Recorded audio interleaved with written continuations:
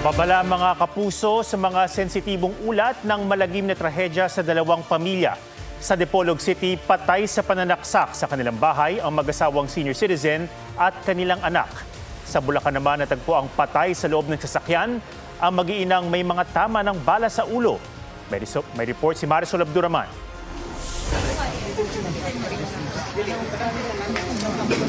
Natagpo ang patay ng mga otoridad ang tatlong nakatira sa bahay na ito hapon ng Huwebes sa Barangay Torno, Dipolog, Zamboanga del Norte. Ayon sa pulisya, nakita sa kanilang kwarto ang padre de pamilyang edad 82 at asawang edad 77. Nasa sala naman ang kanilang adopted son na edad 38. Natagpuan din sa crime scene ang mga sinasabing pinangsaksak sa kanila, kutsilyo at kudkura ng nyug.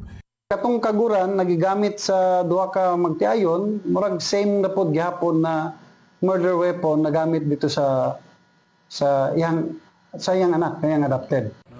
Sabi ng Dipolog Police, malabo pa sa ngayon ang anggulong robbery o pagnanakaw. Wala kasi silang nakitang ebidensya ng forced entry sa bahay at wala ring mantsa ng dugo sa labas.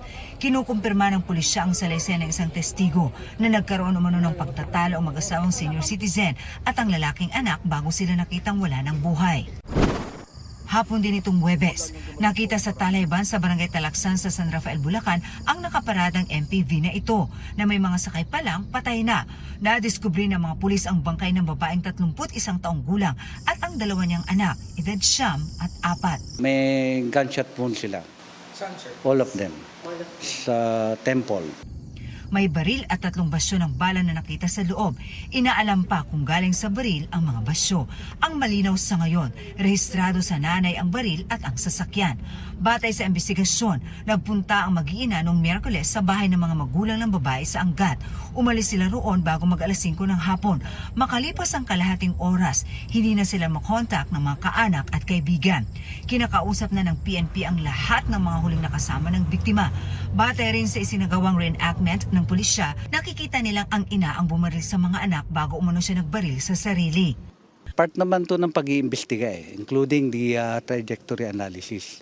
Kasi magiging important part of the evidence. Meron pa silang ibang anggulo na tinitinan at hinihintay ng mga resulta ng forensic test. Gaya na lamang ng resulta ng paraffin test sa mga biktima at ilang personalidad.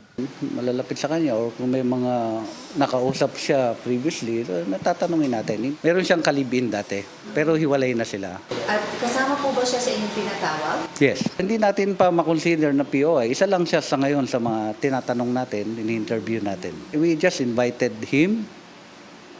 Baka may alam siya. Tinitingnan din ng pulisya ang estado ng pag-iisip ng biktima bago ang insidente. Marisol Abduraman, GMA News.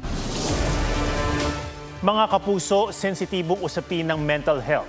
Mahalagang matugunan nito at makahanap ng karamay ang sinumang nasa kondisyong ito.